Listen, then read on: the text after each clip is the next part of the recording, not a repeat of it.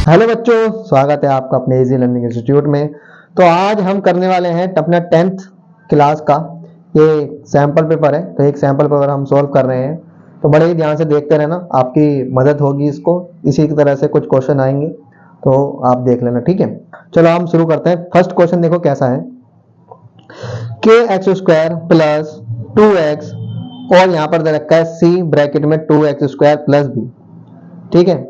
और for the equation to be quadratic, हमने इसने बोला ये जो इक्वेशन है ये क्या है, क्वाड्रेटिक है। Which of these can not be the value of के, तो हमें पता करना है कि इनमें से, ये हमारे ऑप्शन दे रखे हैं ए बी सी डी, इन ए बी सी डी में से के की वैल्यू क्या नहीं हो सकती, क्या नहीं हो सकती। तो देखो जब भी उसने बोला क्वाड्रेटिक इक्वेशन, तो क्वाड्रेटिक इक्वेशन है ये, इसको तो हम इसको कैसे सॉल्व करेंगे। देखो हमने के स्क्वायर लिख लिया, 2x लिख लिया, उसको सोल्व करो। c को 2x से एक्स स्क्वायर से मल्टीप्लाई करोगे क्या बनेगा, ये बनेगा। फिर c को b से करोगे तो c भी बनेगा। अब आगे देखो, ये प्लस का इधर क्या हो गया माइनस का, ये भी प्लस का इधर क्या हो गया माइनस का, ठीक है। अब ये देखो आगे देखो क्या होगा अब हमारे पास के एक्स स्क्वायर है, 2x है, माइनस 2x स्क्वायर c और माइनस c भी आ गया है, ठीक है बच्चों। अब इसको सोल्व कर दो। तो के एक्स स्क्वायर है, ये हमने इधर लिया है, ठीक है, ये इधर लिख लिया और ये लिख लिया, कुछ नहीं किया, बस इसको आगे लिया है, इसको पीछे लिया है, और अभी तक हमने कुछ नहीं किया है। अब आगे देखो ऐसे क्यों किया है, अभी समझ में आ जाएगा आपको। देखो हमें क्या करना था, के एक्स स्क्वायर और के एक्स स्क्वायर को एक साथ लाना था, के एक्स स्क्वायर और के ये एक्स स्क्वायर जो है और ये एक्स स्क्वायर दोनों को एक साथ लाना था, इसलिए हम इसको उठा के यहाँ पर लेकर आए हैं, आगे लेकर आए और इसको पीछे लेकर गए, ठीक है। अब ये देखो के x square minus 2x square, यानी एक्स स्क्वायर एक जगह आ गए। अब देखो इनमें से क्या कॉमन है, एक्स स्क्वायर है, बाहर निकाल लो, निकाल लिया, क्या बच गया यहाँ पे, यहाँ से के एक्स ये एक्स स्क्वायर निकाल लोगे तो क्या बचेगा, के माइनस का साइन, यहाँ से एक्स स्क्वायर निकाल लो क्या बचेगा, 2c बचेगा, प्लस 2x माइनस सी भी। अब ये सब हम क्यों कर रहे हैं, हम ये सब कर रहे हैं ये बनाने के लिए, क्योंकि ये क्या है, हमारी क्वाड्रेटिक इक्वेशन है। क्या है, क्वाड्रेटिक इक्वेशन। भाई एक क्वाड्रेटिक इक्वेशन बच्चों ऐसी ही होती है, जो एक्स स्क्वायर होता है उसके साथ जो होता है वो ए कहलाता है, एक्स के साथ होता है वो बी कहलाता है, जिसके साथ कुछ नहीं होता वो सी कहलाता है। तो हमने बिल्कुल ऐसी ही बना ली। देखो एक्स स्क्वायर है, यानी ये क्या बन जाएगा ए, एक्स है ये क्या बन जाएगा बी, और ये तो सी है ही, सी के साथ क्या है, ये बी लगा हुआ है, ठीक है, समझ में आया। अब देखो ए क्या है हमारा, ए क्या बन जाएगा, ये पूरा ए बन जाएगा, के माइनस 2c, बी क्या बन जाएगा, एक्स के साथ क्या है 2, तो 2 आ गया, और हमारा बी सी क्या है, सी क्या है माइनस का बी, समझ में आया। अब हमें क्या करना था, देखो बच्चों कि हमने पूछा था कि के की वैल्यू इनमें से क्या नहीं हो सकती, ठीक है बच्चों। देखो coefficient of x square can not be zero, यानी एक्स का जो स्क्वायर है वो कभी भी जीरो नहीं हो सकता, एक्स का जो स्क्वायर है वो कभी भी जीरो नहीं हो सकता। So in equation coefficient of x square is k minus 2c। अब ये देखो के एक्स स्क्वायर है ना, इसका जो कोफिशिएंट है एक्स स्क्वायर का कोफिशिएंट क्या है, ये है, देखो पीछे देख लो, चाहे हमने क्या था, के एक्स स्क्वायर का कोफिशिएंट यही था ना, ठीक है। तो ये जो है ये कभी भी ये जो है ये जीरो नहीं हो सकता, ठीक है, ये जीरो नहीं हो सकता। तो हम क्या करेंगे, ये हमने वैल्यू दे रखी थी ना ए बी सी डी, अब इसमें रखकर देखेंगे कि क्या ये आ रहा है या नहीं। अब देखो के की जगह हम क्या रख के देखेंगे, ऑप्शन ए रख के देखेंगे, ठीक है। ऑप्शन ए क्या कह रहा था हमारा 2c, तो के की जगह 2c रखो, माइनस का 2c है यानी कि जीरो आ गया, यानी कि ये देखो हमने पढ़ा था कि जीरो नहीं आना चाहिए था, अब ये जीरो आ गया, यानी कि यही क्या हुआ हमारा आंसर हुआ। बाकी सब में रखकर देखोगे तो तुम्हारा क्या है, वैसे इसमें रखकर देखा तो हमने 3c बन गया, माइनस क्या तो c आ गया, यानी कुछ ना कुछ वैल्यू है। इसमें रखा देखा तो 2 भी, यानी कि इसकी भी कोई वैल्यू आ रही है, इसमें रख के देखा तो इसकी भी कोई वैल्यू। ऑप्शन ए ही ऐसा है जिसमें रखने पे जीरो आ रहा है, और हमने पढ़ा है कि एक्स का कोफिशिएंट जो है वो कभी भी जीरो नहीं हो सकता, यानी कि हमारा ऑप्शन ए क्या होगा, ये होगा, यानी कि ऑप्शन ए, यानी कि ये 2c है ना, ये एक ऐसी वैल्यू है जो क्या जीरो नहीं आ सकती, क्या नहीं आ सकती, यानी कि ये k की वैल्यू 2c नहीं आ सकती, ठीक है। तो ये ऑप्शन सही होगा। बच्चों क्वेश्चन नंबर 2 देखो, साइन ए प्लस साइन ए का स्क्वायर इज इक्वल टू 1, ठीक है। अब इसमें क्या करना है हमें, find the value of cos square plus cos A की पावर 4 है। अब हमें देखो ये दे रखा है साइन ए प्लस साइन स्क्वायर दे रखा है, ये 1 के बराबर दे रखा है। अब हमें इसको सोल्व करना है, और सोल्व करने के बाद तो बच्चों ठीक है, हमें दे रखा था साइन ए साइन स्क्वायर है, अब हमें ये दे रखा है, ये हमें गिवन दे रखा है। अब ये हमें सोल्व करना है। अब सोल्व करके हमें देखना है कि इन चारों ऑप्शन में से कौन सा आएगा। तो पहले से ऑप्शन ए आएगा। अब आएगा क्यों, ये देखो क्यों आएगा। देखो हमको पता है कि साइन स्क्वायर है प्लस कोस स्क्वायर है 1 होता है ना। अगर मैं इस कोस को इधर ले आऊंगा तो क्या हो जाएगा, साइन स्क्वायर ए की वैल्यू क्या हो जाएगी 1 माइनस साइन कोस स्क्वायर ए हो जाएगा। अब इसको हम क्या करेंगे, इसमें रख देंगे। ठीक है, साइन स्क्वायर की वैल्यू क्या हो गई, ये हो गई, तो हम रख सकते हैं। इसको हटा के हम ये रख सकते हैं ना, रख दिया।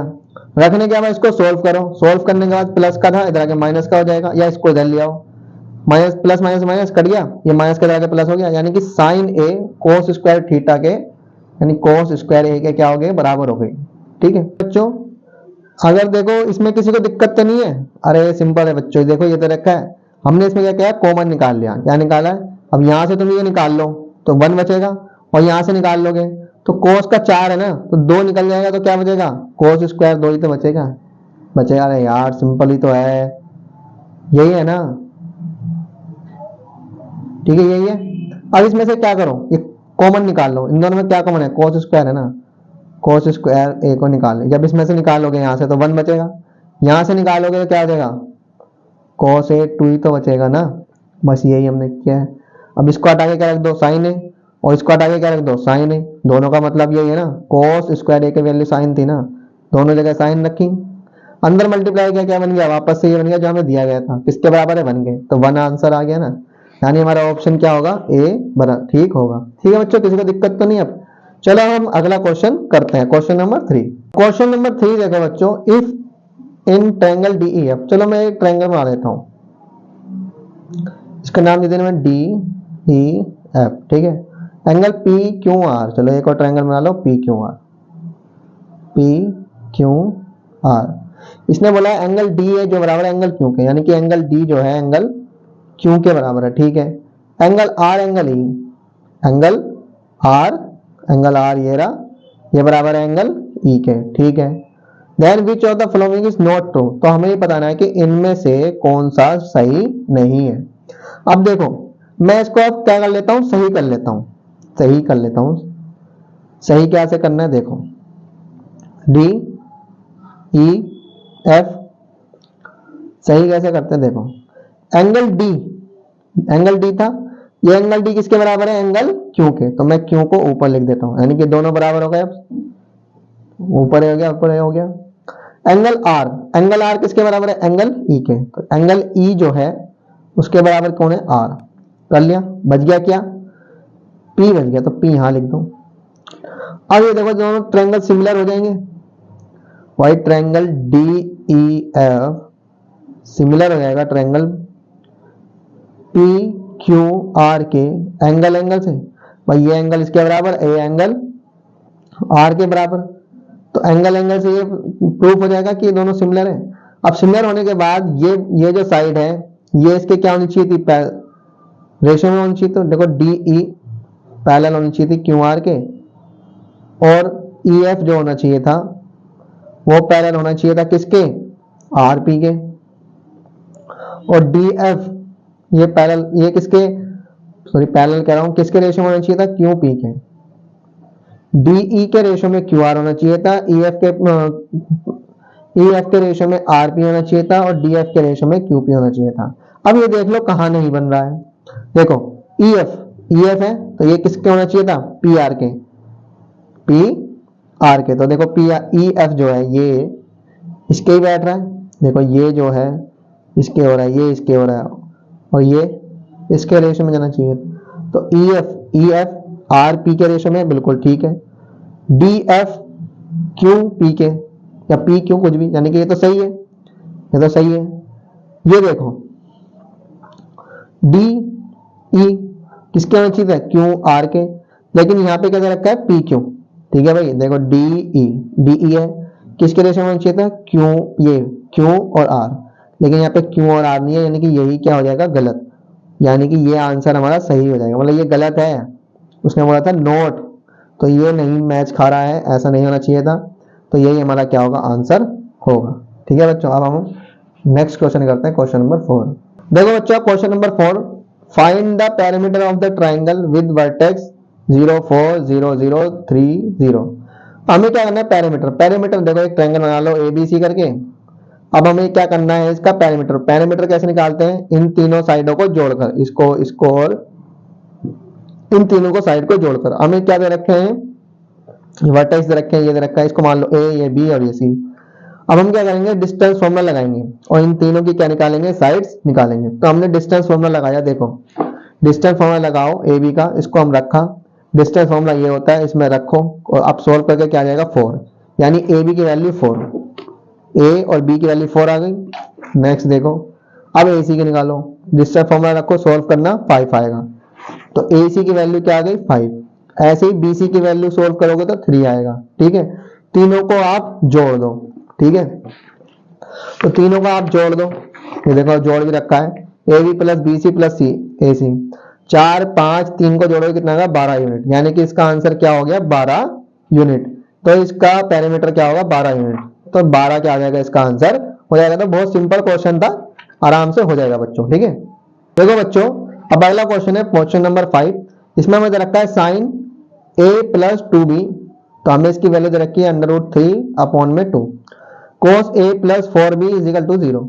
अब ये देखो बच्चों, ये बहुत आसान क्वेश्चन होता है, कॉम्प्लिकेटेड नहीं है, बहुत आसान है। देखो √3 और 2, साइन की वैल्यू दे रखी है, अभी देखो कहाँ होता है, √3/2 किसकी होती है, 60 पे होता है। किस पे होता है, 60 पे, यानी A प्लस 2B जो है वो क्या है, 60 है। A प्लस 2B की वैल्यू क्या जाएगी, 60, क्योंकि ये 60 पर ही आता है। ऐसे ही A प्लस 4B 0, यानी cos 0 कब होता है, अब देखो cos 0 कब होता है, 90 पर, तो 90 आ जाएगा, तो इसको हटा के क्या आ जाएगा 90, और ये आ जाएगा 60 के बराबर। अब इसको इक्वेशन 1 इक्वेशन 2, अब A से A कर देखो आपने, ठीक है, चैप्टर 3 में आपने किया था एलिमिनेशन मेथड, क्या किया था, एलिमिनेशन मेथड हमने किया था, तो उसका हम यहाँ पे यूज करेंगे। प्लस का था माइनस कर दिया, प्लस का था माइनस कर दिया, प्लस का था माइनस कर दिया, A से 1 कट गया, 4B में से 2B चला गया, क्या हो जाएगा 2B, बड़ा ये है इसलिए साइन माइनस का आएगा। ऐसे ही 90 में से 60 जाएंगे तो कितना आएगा, 3 30 आएगा, बड़ा 90 है इसलिए माइनस का साइन, माइनस से माइनस कट गया, 2 से 30 को डिवाइड करोगे कितना आएगा 15, कितना आएगा 15। तो हमने जब डिवाइड किया तो B की वैल्यू 15 आ गई। अब इसको हम इक्वेशन 1 में रख देंगे। अब A प्लस B की वैल्यू क्या थी 15, तो 15 2 जा 30, 30 प्लस का जाके माइनस को जाएगा, यानी कितना आ गया, A की वैल्यू आ गई 30, तो A आ गया 30, B आ गया 15। अब ये देख लो, इसने पूछा क्या था वैसे हमसे, इसने पूछा था find the value of A, तो A की वैल्यू ढूंढनी थी, A की वैल्यू हमने निकाल दी 30 डिग्री, कितनी 30, तो इसका आंसर A हो जाएगा 30 डिग्री। तो आसान था, कोई मुश्किल नहीं था। ठीक है बच्चों, अब देखो क्वेश्चन नंबर 6, देखो बच्चों इसने ये कह रहा है cube whose volume is equal to that of a cuboid of dimension 8 4 2, then the edge of the cube. देखो बहुत सिंपल है, ये कह रहा है क्यूब है, ठीक है, जो कि किसके बराबर है, एक क्यूब है जिसका जो वॉल्यूम है वो किसके बराबर है, क्यूबॉइड के बराबर है, जिसका हमें डायमेंशन पहले से दे रखा है। तो देखो वॉल्यूम ऑफ क्यूब बराबर है वॉल्यूम ऑफ क्यूबॉइड। ठीक है, अब देखो वॉल्यूम ऑफ क्यूब क्या था, ए की क्यूब, वॉल्यूम ऑफ क्यूबॉइड कितना है, L गुना B गुना H, L दे रखा है 8, B 4 और H 2। इसको मल्टीप्लाई करो, मल्टीप्लाई करने के बाद कितना है, 4 दूनी 8, 8 8 क्या होता है 64 होता है। तो ये क्यूब था इधर आगे, यानी कि ये किसका क्यूब है, ये 4 का क्यूब है, यानी A की वैल्यू आ गई 4 सेंटीमीटर।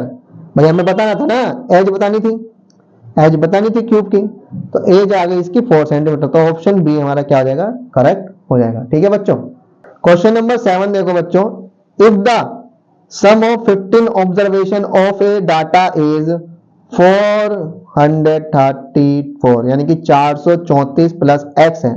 भाई देखो क्या कह रहा है, ये ऑब्जर्वेशन है 15 ऑब्जर्वेशन है जिसका योग सम, इसको जो मतलब 15 ऑब्जर्वेशन है जिनको जोड़ने पर क्या आ रहा है, 434 प्लस एक्स आ रहा है, यानी 434 आ रहा है। And the mean of the observation is x, और इसमें मीन जो है ना वो एक्स ही है हमारा, तो हमें x find the value of x, यानी कि हमें वैल्यू निकालनी है एक्स की। अब देखो आपने बचपन में करा भी है कि नंबर ऑफ जिसमें 15 है, सम क्या है ये, तो मीन क्या क्या है पहले से दे रखा है, तो मीन कैसे निकालते थे, टोटल जोड़कर इतना, तो टोटल जोड़कर कितना है, इतना आ रहा है, और टोटल नंबर कितने हैं 15। अब इसको सोल्व कर दो, मीन क्या है एक्स, जिसके नीचे कुछ नहीं था, 1 क्रॉस मल्टीप्लाई करो, 15 क्या आएगा 15x, ठीक है, देखो 15x हो गया।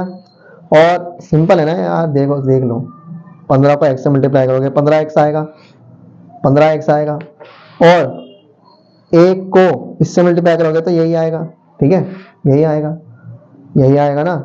अब देखो ये प्लस का है क्या माइनस का हो गया, 14 में से एक एक्स चला गया, सॉरी 15 में से एक एक्स चला गया तो 14x आ गया। ये क्या है, गुणा का है, मल्टीप्लाई का है, इधर आगे क्या आ जाएगा डिवाइड का, तब आप इसको डिवाइड करोगे तो आ जाएगा 217। अगर डिवाइड नहीं कर पा रहे हो तो भाई डिवाइड कर लेना बच्चों वाली, इस तरीके से डिवाइड कर लेना और तुम्हारा आंसर आ जाएगा 217, ठीक है। तो x हमारा कितना आ जाएगा, इसको करा 7 पे, इसको कटाई 217 आ गया, 7 को इससे करना डिवाइड, जब डिवाइड करोगे क्या आएगा 31 आ जाएगा, यानी x की वैल्यू आ गई 31, यानी कि हमारा मीन आ गया 31। भाई मीन x ही था ना हमारा, तो x की वैल्यू 31 आ गई। अब देख लो ऑप्शन कौन सा सही है, ऑप्शन सी बढ़िया है, ठीक है। चलो अब नेक्स्ट क्वेश्चन करते हैं। तो देखो बच्चों अगला क्वेश्चन हमारा 8 क्वेश्चन है, क्वेश्चन नंबर 8 देखो, if sine theta minus cos theta 0 है, then the value of sine की पावर 4 और प्लस cos की पावर 4 की हमें क्या निकालनी है, वैल्यू निकालनी है। अब देखो ये हमें दे रखा है, देखो ये माइनस का इधर आगे क्या जाएगा, प्लस का हो जाएगा, है ना, प्लस का हो जाएगा ना भाई, प्लस का हो गया। अब साइन थीटा और cos थीटा बराबर हो गए। अब ये साइन थीटा और cos थीटा कब बराबर होते हैं, जब ये 45 के होते हैं, क्या होते हैं 45 डिग्री पे दोनों बराबर होते हैं ना। 45 डिग्री पर देखो साइन 45 क्या होता है 1/√2, और cos 45 डिग्री पे भी क्या होता है 1/√2, तो ये 45 डिग्री पे दोनों बराबर होते हैं, यानी कि थीटा क्या आ गया 45 आ गया। अब साइन थीटा की जगह क्या लग दो 45 45। अब देखो 45 की वैल्यू क्या है 1/√2 रख दिया, इसकी भी रख दिया। अब ये 4 जो है ये इसके ऊपर भी स्क्वायर है और इसके ऊपर भी है, ये इसके ऊपर भी और इसके ऊपर भी है। एक का स्क्वायर 4 है तो इसका क्या आएगा, एक ही आएगा, इसका भी एक ही आएगा। अब ये देखो √2 है, हम इसको क्या कर सकते हैं डिवाइड कर सकते हैं, 2 यहाँ लिख दिया 2 यहाँ लिख दिया, यानी 2 2 जा 4, यानी कि वापस से 4 बन जाएगा। अब देखो इस 2 से ये √2 कर दिया, बच गया क्या 2 की पावर 2 बच गया। ऐसे ही यहाँ पर हमने काट दिया, ये कट गया तो क्या बच गया 2, 2 की पावर 2 बच गया, 2 की पावर 2 क्या होता है 4, 2 की पावर 2 क्या होता है 4, एलसीएम लिया कितना आया 4, और करने पे क्या आएगा 2/4, इसको हमने काट दिया कितना आया 1/2, यानी ऑप्शन देखो क्या है, ऑप्शन बी जो है वो सही होगा। चलो हम चलते हैं नेक्स्ट क्वेश्चन की तरफ। बच्चों आप देखो क्वेश्चन नंबर 9 देखो, इसमें ये कह रहा था LCM of two number is 14 times their HCF, यानी कि जो एलसीएम है ना वो एचसीएफ का क्या है 14 गुना है, क्या है 14 गुना, यानी कि 14 टाइम्स है, ठीक है। तो हम इसको लिख चाहे तो लिख लो, एलसीएम जो है वो एचसीएफ का क्या था 14 टाइम्स, ठीक है। ये हो गया इक्वेशन 2। इक्वेशन 1 क्या कह रहा है, the sum of LCM and HCF is 600, यानी 600, यानी एलसीएम और एचसीएफ का जो सम होगा वो कितना है 600 है। इक्वेशन 1 इक्वेशन 2 हो गई।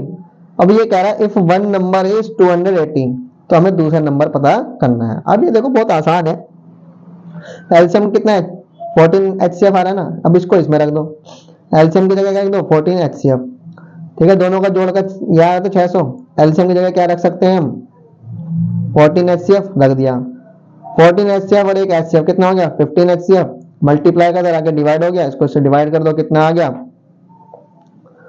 40 आ गया।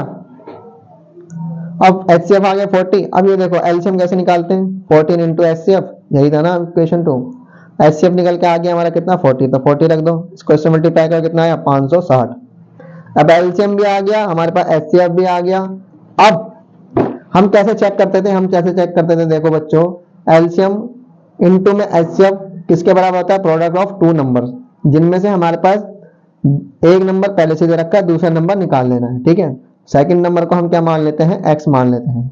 अब ये क्या है मल्टीप्लाई का जाके डिवाइड हो जाएगा, इसको आप सोल्व करना, सोल्व करने के बाद आपका एक्स आ जाएगा 80, कितना आ जाएगा 80। तो हमारा ऑप्शन कौन सा सही होगा, जरा देखो 80 सही होगा। ठीक है बच्चों, अब हम नेक्स्ट क्वेश्चन करते हैं, क्वेश्चन नंबर 10। क्वेश्चन नंबर 10 देखो भैया बच्चों, the LCM of smallest two digit composite number and smallest digit composite number is, हमें एलसीएम बताना है भाई, एलसीएम, एलसीएम किसका बताना है, smallest two digit composite number. Smallest two digit composite number किसका होता है? अब कंपोजिट नंबर होता क्या है पहले तो ये देख लो, having more than two factor, जिसके दो से ज्यादा क्या हो, फैक्टर हो, गुणनखंड हो। अब ऐसा सबसे छोटा कौन सा है, स्मॉलेस्ट। अब स्मॉलेस्ट कैसे देखो, सबसे बड़ा कौन सा है, 99, सबसे बड़ा यही है। शुरुआत कहां से होती है, 10 से। टू डिजिट यही ना, 1 2 2 इसमें 1 2, इसके बाद क्या जाएगा 100, 100 तो 3 डिजिट का जाएगा, इससे नीचे जाओगे तो 9। तो भाई 10 और 99 के बीच में है टू डिजिट नंबर, और सबसे छोटा कौन सा है, 10 ही है, सिंपल सी बात है। तो स्मॉलेस्ट टू डिजिट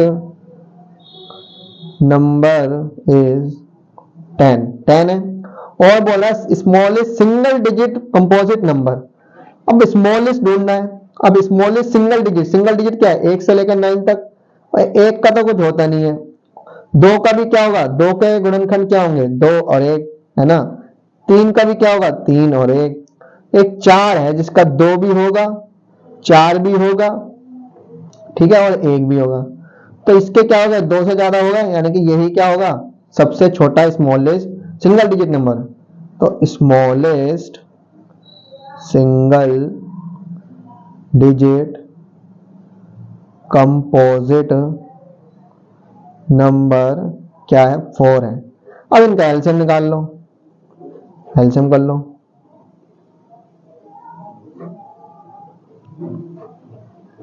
तो क्या आएगा, 2 दिन, अब देखो कर लो यार, सिंपल सी बात, 2 दिन 4, 4 पंजे 20, तो 20 इसका आंसर होगा। तो ऑप्शन ए हमारा क्या हो जाएगा, सही हो जाएगा। ठीक है बच्चों, अब हम करते हैं क्वेश्चन नंबर 11। अब क्वेश्चन नंबर 11 देखो बच्चों, the area of sector of circle is 1/6 of the area of circle.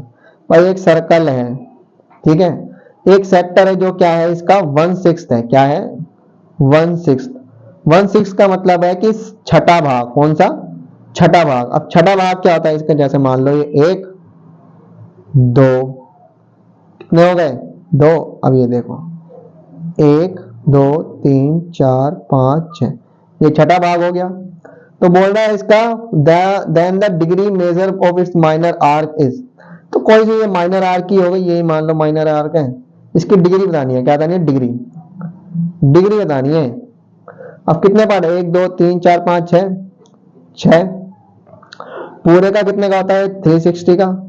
तो एक कितने का होगा, इसको इससे डिवाइड कर दो, यानी कि एक एंगल जो होगा वो 60 डिग्री का होगा, यानी कि ये भी 60, ये भी 60, 60 60 60 60, ठीक है। तो यानी कि इसका माइनर आर्क का सेक्टर क्या हो जाएगा, 60। तो यानी कि ऑप्शन बी हमारा क्या होगा, करेक्ट होगा।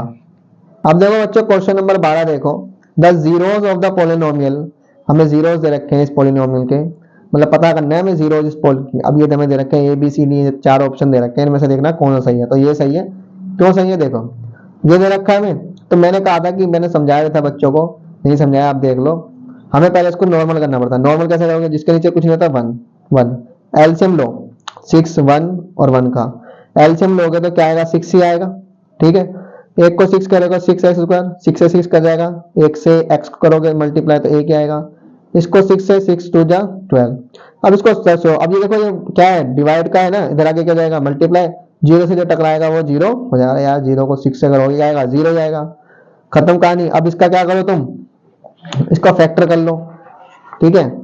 और जब तुम इसका फैक्टर करोगे, चलो नहीं आता तो मैं सिखाता हूं, देखो 6x² प्लस x माइनस 12। अब देखो हमने पढ़ रखा था x² के साथ जो होता है a, जो x के साथ होता है वो होता है b, और जिसके साथ कुछ नहीं होता c।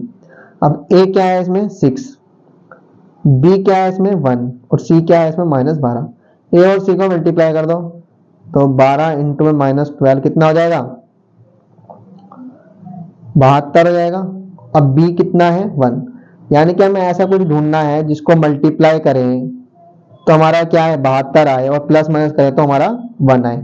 अब इसका करने के लिए हमें क्या करना पड़ेगा, इसके फैक्टर कर लो। 2 3 6, 2 6 12, 2 एकम 2, 2 8 16, 2 9 18, 3 3 9, 3 एकम 3, यानी 2 2 2 3 3। अब देखो 2 दूनी 4,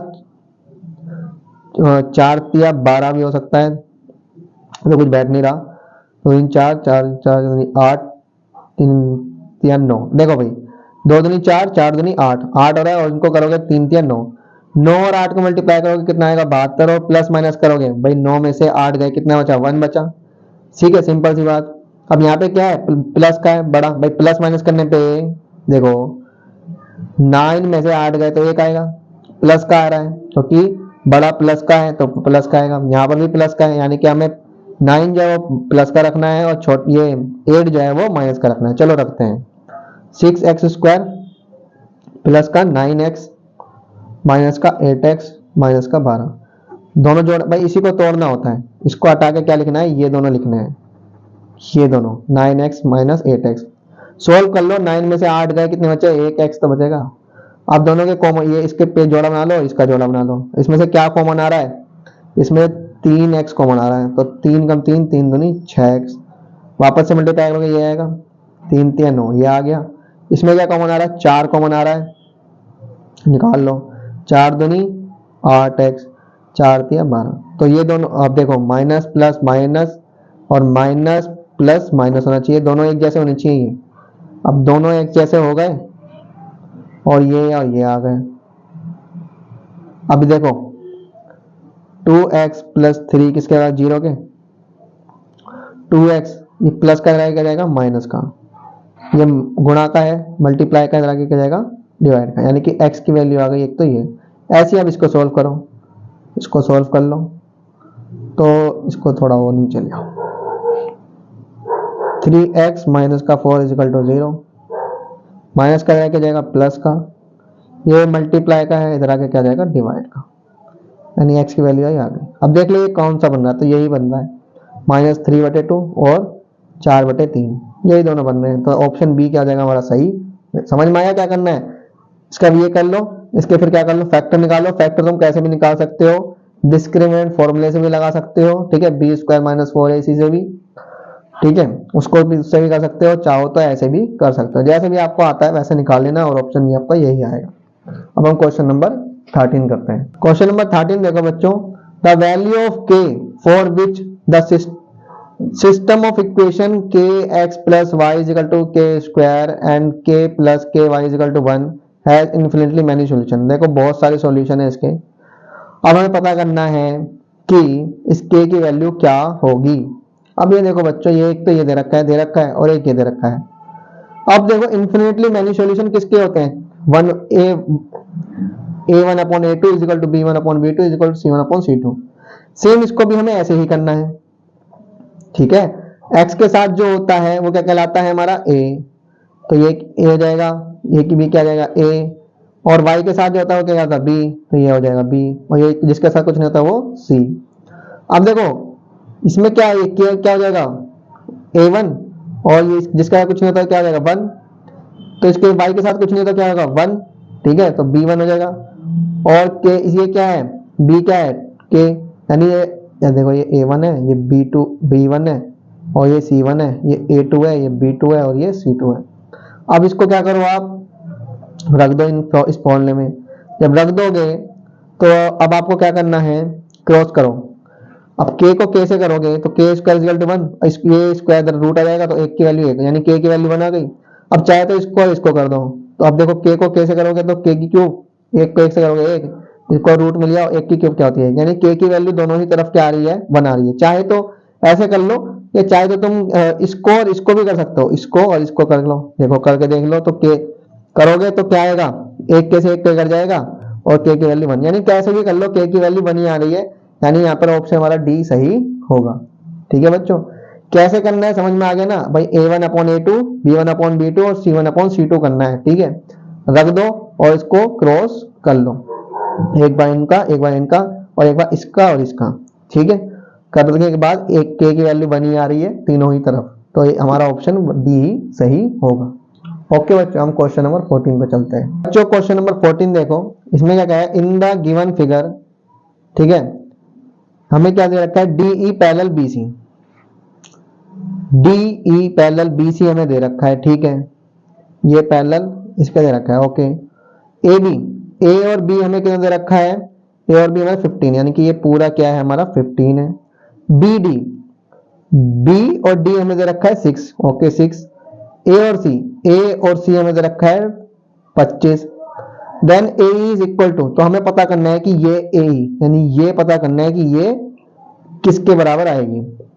अब देखो हमने पढ़ रखा है कि जब ए पैरेलल होती है तो उसकी भाई D E parallel B C है।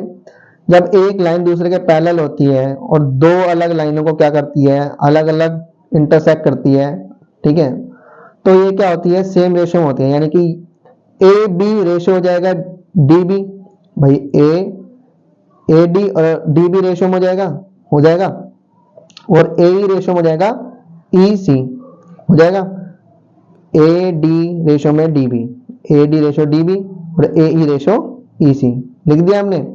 अब देखो सिंपल सी बात है, ये मैंने ए डी 9 क्यों आया, अब यार सिंपल सी बात है बच्चों, ए और बी कितना है 15 और ये 6 है, इस पूरे में से इतना घटा दो, ठीक है, इस पूरे में से इतना घटा दो, इस पूरे में से इतना घटा दो, कितना आएगा, यानी 15 में से 6 घटा दोगे तो 9 हो जाएगा, नहीं आ जाएगा, तो ए डी आ गया 9 और डी भी तो हमारा 6 है ही, ए ही हमें निकालना था और ई सी हमारा क्या है, ई सी रहेगा। अब ए ई जो है वो हम कैसे निकालेंगे, देखो इस पूरे में से ध्यान से देखना है, ये पूरा है, इसमें से हम अगर इतना घटा देंगे, इस पूरे में से इतना घटा दोगे तो ये आ जाएगा, नहीं आ जाएगा। तो अगर हम इसको ऐसे भी लिख सकते हैं, देखो इधर भी समझा रखा है मैंने कि इस पूरे में से ए और सी, इसमें से ई और सी घटा दो, ठीक है, तो ए सी बना किससे है, ए सी बना है ए ई और ई सी से, ठीक है। मुझे क्या चाहिए, मुझे ए ई चाहिए, ये किसके बराबर है, ये प्लस का माइनस का जाएगा, यानी ए ई बराबर हो गया इसकी, तो मैं क्या इस ए को हटाकर मैं ये लिख सकता हूँ, बिल्कुल लिख सकता हूँ, ये लिख दिया। अब आगे देखो, ये ई सी इसके भी नीचे है और इसके भी नीचे है, रख दो, तो अब इसको भी काट दो, 3 से काट दो, 3 दूनी 6 और 3 तिया 9, काट दिया। अब आगे देखो, ई सी से ई सी कट गया, 1 आ गया, अब ये प्लस का था, देखो ये माइनस का था, इधर आगे क्या जाएगा प्लस का, चलो ले चलो, प्लस आ गया, एलसीएम लोगे तो कितना आएगा, एलसीएम लेने के बाद 5/2 आ जाएगा। अब इसको क्या करो, क्रॉस कर दो, क्रॉस, अब देखो ए सी कितना था हमारा, ए और सी हमारा कितना था 25, तो 25 रख दो। अब इसको क्रॉस कर दो, क्रॉस करने के बाद ई सी 5 से मल्टीप्लाई आएगा और ये इससे मल्टीप्लाई आएगा, तो 25 2 से गुना होगा तो कितना आएगा 50/25, 2 से मल्टीप्लाई आएगा 50 आएगा। अब ये मल्टीप्लाई का इधर आके डिवाइड हो जाएगा और डिवाइड करने के बाद 10, यानी ई सी की वैल्यू हमारी कितनी आ गई, 10 आ गई है। देख लो ई और सी, ई सी की वैल्यू कितनी आ गई हमारे पास 10, ठीक है, ई और सी की वैल्यू कितनी आ गई है हमारे पास 10 आ गई है। अब 10 तो आ गई है हमारे पास, अब देखो ई सी आ गया, अब ई सी तो हमारा आ गया कितना 10, लेकिन हमसे पूछा क्या था, हमसे पूछा था कि ए ई निकालो, ए और ई। अब सिंपल सी बात है, ये कितना है 25 है, यहीं पे रख लो ना, ए सी कितना था 25 और ए हमें निकालना है और हमारा ई सी निकला है 10, ठीक है, प्लस का था, इधर आगे क्या जाएगा माइनस का, तो 25 में 10 गया, कितना बचा 15, तो ए ही हमारा आ गया 15, तो हमारा ऑप्शन ए क्या हो जाएगा, करेक्ट हो जाएगा, ठीक है, ये ऑप्शन ए क्या जाएगा हमारा करेक्ट हो जाएगा। ओके बच्चों, अब क्वेश्चन नंबर 15 पर चलते हैं। क्वेश्चन नंबर 15 देख लो, ये कह रहा है ए बी इज अ कोड, तो ए बी क्या है, कोड है of a circle of A O C की क्या है, ए बी एक कोड है, ए O C is a diameter, अब ए ओ सी क्या एक डायमीटर भी है, such that A C B ये कितनी है 40, ठीक है। If A T is the tangent, अब ए टी क्या है, टेंजेंट है to the circle at the point A point से एक सर्कल, ये टेंजेंट है, तो हमें पता करना है बी ए टी किसके बराबर है, BAT, यानी कि हमें ये बताना है ये वाला एंगल। अब ये वाला एंगल जो हमें बताना है, ठीक है, अब हम कैसे निकालेंगे? अब सिंपल सी बात है, ये 40 है। अब हमने पढ़ रखा है कि एक डायमीटर है और डायमीटर से सर्कल पे अगर कोई भी एंगल बनता है वो 90 डिग्री का होता है, पढ़ रखा है ना मैं। तो ये क्या हो जाएगा, 90 डिग्री का हो जाएगा। अब देखो ABC क्या है, एक इज ए ट्राइंगल। अपनी एक ट्राइंगल है, तो ट्राइंगल का ये 40 है, ये 90 है, तो ये कितने का होगा? तो आइए देख लो भाई, 40 प्लस 90 प्लस एंगल CAB या BAC ये 180। भाई ट्राइंगल का सम कितना होता है एंगल्स का, 180। इसको ऐड करो कितना हो जाएगा, 130, और प्लस का था उधर क्या जाएगा, माइनस का हो जाएगा। अब माइनस करने के बाद कितना आएगा, 50। तो BAC कितना आ जाएगा, BAC 50, तो ये कितना आ गया 50। अब ये देखो बच्चों, एंगल OAT क्या आएगा, 90 का हो जाएगा। क्यों हो जाएगा? क्योंकि जो भी सेंटर से टेंजेंट पे जाती है तो वो क्या होती है, 90 डिग्री, यानी कि OA परपेंडिकुलर हो जाएगी AT के, इसीलिए OAT क्या हो जाएगा, 90 डिग्री का हो जाएगा। और हमने पढ़ रखा है कि ये OAT देखो, एंगल OAT किससे मिलके बना हुआ है, OAT किससे मिलके बना हुआ है, एंगल OAB या BAC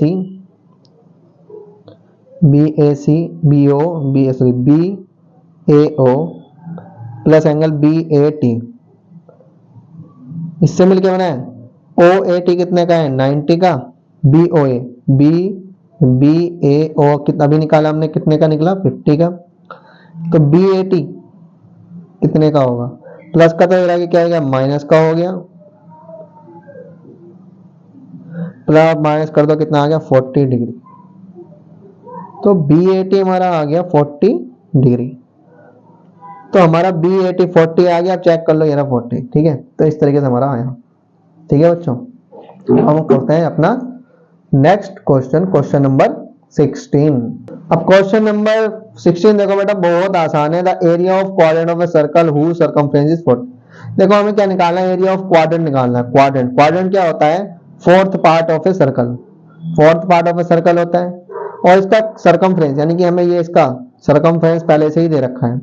अब किसी का भी एरिया निकालने के लिए क्या चाहिए होता है, R चाहिए होता है, तो R निकालेंगे। तो सर्कमफ्रेंस का फॉर्मूला क्या होता है, देखो सर्कमफ्रेंस जो है हमें कितना रखा है, 44 सेंटीमीटर दे रखा है। तो सर्कमफ्रेंस का फॉर्मूला क्या होता है, 2πr, पहले से दे रखा है 44। अब इसकी वैल्यू रख दो, पाई की 22/7r। ये क्या है, डिवाइड का है, इधर आके क्या होगा, मल्टीप्लाई, दोनों मल्टीप्लाई का इधर आके डिवाइड हो जाएंगे। सोल्व कर दो, सोल्व करने के बाद r आ जाएगा 7। जब 7 आ जाएगा तो हमें r ही चाहिए थी। तो एरिया ऑफ क्वाड्रेंट क्या कहता है, थीटा अपॉन में 360 मल्टीप्लाई में पाई आर स्क्वायर। थीटा कितना है, 90। 90 क्यों है भाई, देखो पूरा कितने का होता है ये 360, कितने क्वाड्रेंट है 1 2 3 4 क्वाड्रेंट है, तो एक कितने का होगा, डिवाइड कर दो 90। तो एक वन क्वाड्रेंट कितने का आ जाएगा, देखो वन क्वाड्रेंट हमारा 90 डिग्री का आ जाएगा। तो हम रख देंगे 90 डिग्री, 360 रख देंगे, पाई की वैल्यू रख देंगे, आर की वैल्यू रख देंगे। सोल्व करेंगे हम इसको, सोल्व करने पे हमारा कितना आ जाएगा, हमारा आ जाएगा 38.5 सेंटीमीटर स्क्वायर। 38 सेंटीमीटर स्क्वायर कहाँ, ये रहा, यानी कि एरिया ऑफ क्वाड्रेंट निकल के आ गया है 38.5 सेंटीमीटर स्क्वायर, 38.5 सेंटीमीटर स्क्वायर। तो क्वेश्चन यहाँ पर सोल्व हो गया है। अब हम क्वेश्चन नंबर 17 पर चलते हैं। बच्चों का सबसे ज्यादा हलवा क्वेश्चन है, इस हलवे क्वेश्चन को जल्दी से कर लो। If the angle between the two radii of a circle, भाई दो रेडियाई है ये, इन रेडियाई के बीच में 110 का एंगल बना रहा है। Then the angle between the tangent, तो ये दोनों टेंजेंट से इनके बीच में ये एंगल बन रहा है। तो इस एंगल का बताना है हमें क्या होगा। अब देखो भाई, इस वाले एंगल को इस वाले एंगल को जोड़ते हैं तो कितना आता है, 180 आता है। दोनों को जोड़ दो तो AOB कितना का है, 110। ACB निकलना है, प्लस का माइनस का हो जाएगा, 180 में से 110 गया, कितना हो गया 70। तो ACB आ गया 70। 70 देख लो कहाँ है, ये रहा ऑप्शन यार, ठीक है बच्चों, बहुत सिंपल था। नेक्स्ट क्वेश्चन करते हैं। तो बच्चों क्वेश्चन नंबर 18 देखो, point A is on the y axis. एक पॉइंट A है जो किस पर है, y एक्सिस पे है। At the distance of 4 unit, जिसका डिस्टेंस कितना है 4 unit, from the origin. Origin मतलब क्या होता है यार, जीरो, यार कोई भी हो, ये क्या होता है इसका ओरिजिन। ओरिजिन होता है ना। इफ द कोऑर्डिनेट बी, और कोऑर्डिनेट बी कितना है, इतना है, then the length of A B, तो ए देखो भाई सिंपल सी बात है, एक ए और बी एक लाइन है, ठीक है। ए कितना है, ए पर वाई एक्सिस है, हमने पढ़ा है कि जब वाई एक्सिस बोलता है, देखो जब भी वाई एक्सिस बोले ना तो एक्स हो जाएगा 0, तो एक्स जो क्या हो गया 0 और वाई का वाई एक्स वाई आ गया, ठीक है। और इसमें बी की वैल्यू हमें दे रखी है ये रही, और ये कहां से है, वाई एक्सिस का डिस्टेंस है 4 यूनिट, कहां से, ओरिजिन से, ओरिजिन ये है हमारा ओरिजिन, ये तो यहां से ए की वैल्यू कितनी है 4 यूनिट। तो हमें क्या करना है, हमें लेंथ बतानी है ए और बी की, ये लेंथ बतानी है हमें कितनी हुई। अब पहली तो बात ये कि y निकालेंगे, अब y निकलता कैसे है, देखो ये y निकल जाएगा, इन दोनों का डिस्टेंस फॉर्मूला निकालेंगे तो हमारी ये लेंथ निकल कर आ जाएगी। अब देखो इधर देखो, ओ हमारा कितना है 4 यूनिट, ठीक है, ओ ए हमारा 4, देखो इधर देख लो 4 यूनिट क्यों है, क्योंकि देखो ये हमारा क्या था ओ, तो ओ और ए हमारा 4 यूनिट था, ठीक है, इसीलिए हमने यहाँ पर 4 यूनिट रखा है। इसका डिस्टेंस फॉर्मूला लगाओ, डिस्टेंस फॉर्मूला लगाओ, तो डिस्टेंस फॉर्मूला लगाओगे तो पहले से 4 है, ये रूट है, इधर आगे क्या जाएगा स्क्वायर, 0 से 0 कट जाएगा, y का y बच जाएगा, इसका स्क्वायर 16 होता है, ठीक है। ये किसका रूट है 16 जो है वो, अब ये स्क्वायर का रूट आ जाएगा। अब 16 किसका स्क्वायर होता है, 4 का स्क्वायर होता है, तो y की वैल्यू कितनी आ गई, 4 आ गई, ठीक है। इसमें कंफ्यूज मत हो, इसको हमने सोल्व कर दिया, तो 4 का स्क्वायर कितना होता है 16, 16 लिख दिया। अब ये वाला जो स्क्वायर था, अब ये इसका रूट बन गया, ठीक है, और y का स्क्वायर क्या था, ये था, अब ये इसका क्या बन गया, रूट बन गया। अब ये किसका रूट है 16, किसका स्क्वायर है 4 का, तो 4 से बाहर आ गया, तो y आ गया 4।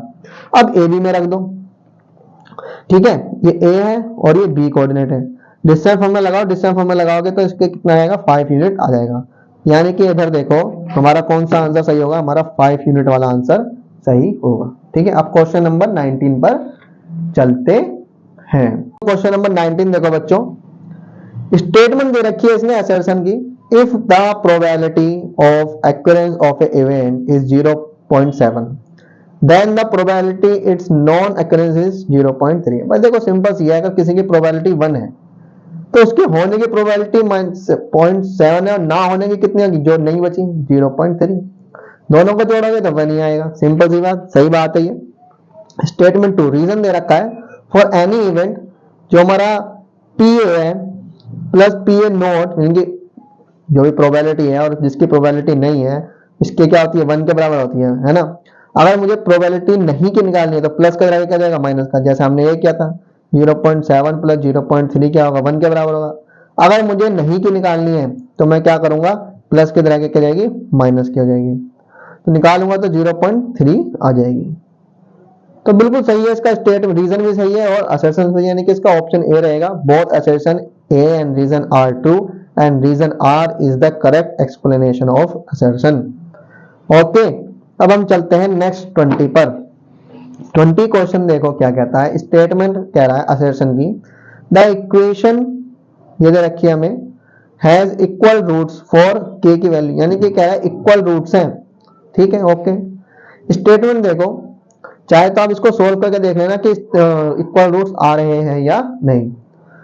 If discriminant D of a quadratic equation is equal to 0 then the roots of equation are real and equal. देखो सही बात है, हमें पता है कि अगर जो डिस्क्रिमिनेंट है डी जो है, डी कैसे निकालते हैं हम, बी स्क्वायर माइनस 4ac करके निकालते हैं। अगर ये डी क्या आएगा, ठीक है, अगर ये क्या आ जाता है 0 के बराबर आ जाता है, इसका मतलब क्या होता है कि, तो बच्चों अगर d जो है 0 के बराबर आ गया, इसका मतलब है इक्वल रूट्स हैं, क्या है इक्वल रूट्स। अब एक बार इसको भी चेक कर लेते हैं कि क्या k की वैल्यू रखने पर इसके इक्वल रूट्स आ रहे हैं या नहीं। चलो मैंने ये चेक करता हूं, कहां पर चेक करूं, चलो यही चेक कर लेता हूं।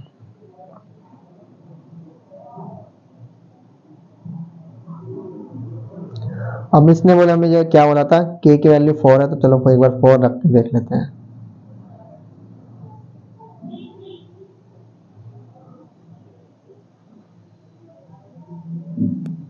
ठीक है, अब हमारा देखो, अब देख लेते हैं कि क्या इसके इक्वल रूट्स आ रहे हैं या नहीं। तो डी निकाल के देख लेते हैं इसका, बी स्क्वायर माइनस 4ac कर लेते हैं। बी कितना है इसका 12, 12 का स्क्वायर माइनस 4, ए कितना है 9 और सी कितना है 4। तो 12 का स्क्वायर क्या होता है 144 जब 16। अब इसको भी कर लो।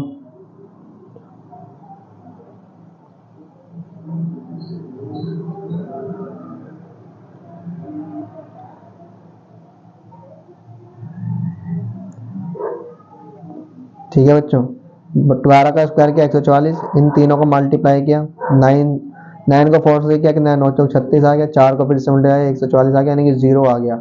तो बिल्कुल सही बात है कि इसका जो इक्वल रूट्स आ रहे हैं और क्यों आ रहा है, रीजन भी सही दे रखा है।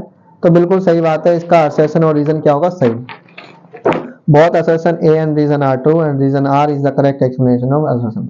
तो यहाँ पर हमने क्वेश्चन कर लिए हैं 20 तक। तो हमारा पार्ट 1 हम यहीं पर खत्म करते हैं। अब इसके बाद हम आगे के क्वेश्चंस करेंगे, यानी कि हमारे एमसीक्यू वाला पार्ट खत्म हो चुका है। तो मिलते हैं हम नेक्स्ट वीडियो में।